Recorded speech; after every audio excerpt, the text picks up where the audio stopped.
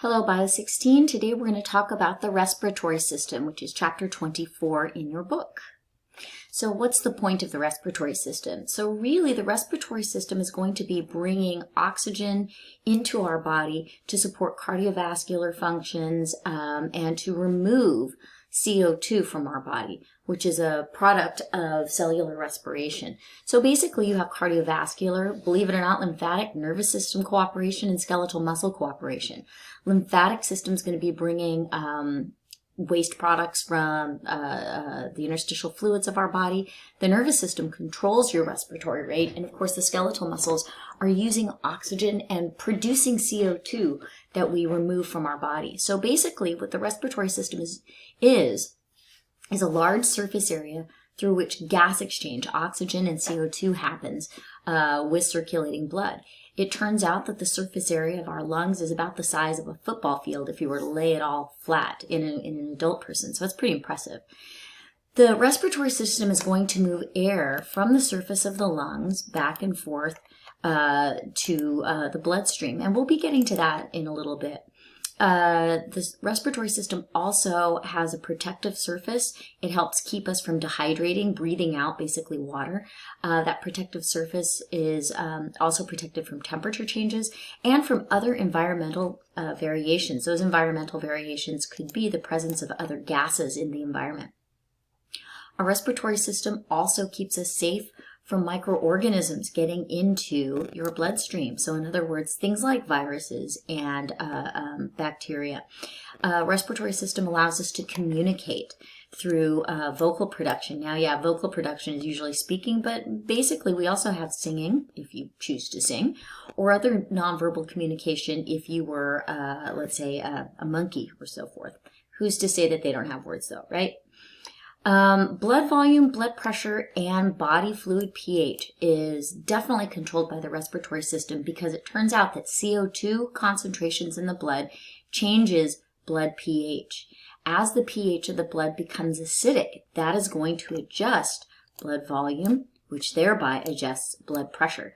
So the respiratory system is essential for getting rid of acidic levels in the blood. However, having said that, the respiratory system can only do so much. So we're going to be looking at a picture of the respiratory system and the respiratory tract. And the respiratory tract is made up of two regions, the upper and the lower. And I'll show you on a picture where we're going to draw the line. The upper respiratory system includes the nose, the nasal cavity, the sinuses, and the pharynx. The pharynx is the back of the throat, okay? The pharynx is kind of a large area in humans. It starts way in the back of the nose and extends almost all the way down to your larynx, which is where the lower respiratory system starts. You have the larynx, the trachea, and the bronchial lungs, the bronchi of the lungs. Now, the respiratory tract is basically a pathway through which gases, air, is going in and out of your body. And those gases may or may not become dissolved into your bloodstream. We'll talk about that in a little bit. The conducting zone is simply the area through which air is conducted. So respiratory tract is where gas exchange occurs, all right? Conducting zone is just a hose through which air goes in and out. So this would include your nose and the bronchioles going into your lungs. And then the respiratory zone, this is way down in your lungs where the actual gas exchange event occurs. So this is going to include the alveoli of the lungs. So this is at the base of the bronchi. So over here in this picture, what we're going to be looking at is first the upper respiratory system. The upper respiratory system is going to be everything down to the larynx. The larynx I am going to include as part of the upper respiratory system. So a lot of students are always asking, where do we make the subdivision? Larynx is upper. Anything below that is lower. So the trachea is a part of the lower respiratory system here. Okay, so this is lower. So in the upper respiratory system, we're going to be focusing on, for now, the nasal concha. The concha are these little folds or turbinates. They're also called nasal turbinates inside of your nose. Here's the nose. This hole here is the external nares, which we'll get to in a little bit. The nasal cavity includes the internal portion containing the nasal concha. Here is the sphenoidal sinus back here, the frontal sinus. Those are separate from your respiratory tract. Okay, those are embedded in the bones. So let's be sure that we understand that sinuses are separate in this case from the respiratory tract. The internal nares right here is basically the separation between the first region of the respiratory pathway and what we're going to call the nasopharynx. This is the beginning of the nasopharynx. So nose, pharynx, nose, back of throat. Naso for nose, pharynx for back of the throat. We also have an oral pharynx, which is down lower, which we'll get to in a little bit. Here is another pathway for air to travel through the mouth, goes over the tongue and back to the nasopharynx. When you get over here to this region, we have the hyoid bone and the larynx. The larynx is going to be separating, like I said, the upper and the lower respiratory tract. Now, this region right here, the epiglottis, which we'll get to in a few minutes, the epiglottis contains a lot of tissues. There is a flap that allows the smooth transition of air smooth transition of air, I should draw it here, down through the trachea, or if you're swallowing something, all right, you might have a region where you bring, let's say, water into your mouth. The epiglottis will allow food or water to go down through the esophagus. So this is a gating mechanism here so that air or food and water, food or fluid, can come down into the esophagus.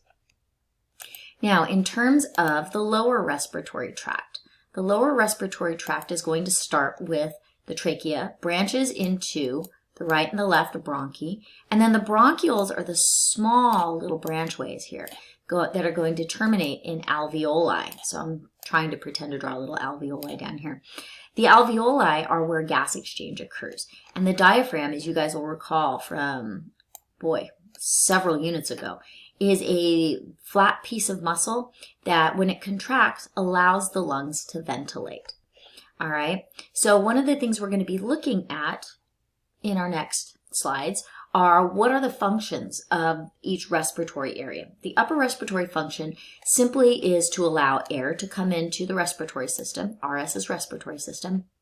The upper respiratory system warms and moistens or humidifies the incoming air. That's really important because cold, dry air is very harsh on the very delicate alveolar surfaces. So warming and moistening the air or humidifying the air is important. The upper respiratory system also allows us to detect olfactory stimuli. Remember that? The olfactory bulb is, or cranial nerve number 1 is associated with the upper respiratory tract. And so you can smell the air as it's coming in. It tells you where all the yummies are, right?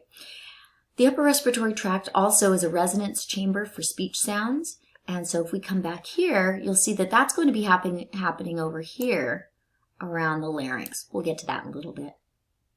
So the nose and the nasal cavity consist of definitely bone, cartilage, lots of cartilage, skin, and it's lined on the inside with a tissue called a mucosa. Now, the mucosa is what produces all the fluids that you may end up having in your sinus cavity, well, not in your sinus, but in your nasal cavities when you catch a cold or when it gets cold outside and you get a runny nose.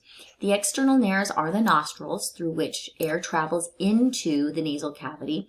It goes through the vestibule, which we'll look at in a few minutes. The sinuses and the tears drain also into the nasal cavity. So remember, tears coming from your eyes drain into the nasal cavity up to the upper part of the nasal cavity. Hopefully we'll see a picture of that in a minute. The nasal cavity is divided into a right and a left side via the nasal septum.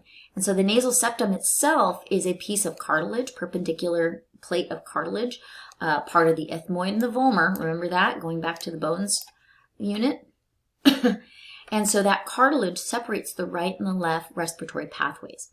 The nasal concha, or the turbinates, are divided into the superior, or the top, the middle, and the inferior. And this is where a whole lot of mucosa reside inside of your nasal cavity. Again, this is another area, this is an area where lots of mucus and fluid is made to help protect us against stuff that you might be breathing in through the external nares. So this would be trapping bacteria, viruses, particles, pollen maybe even, as you're breathing in.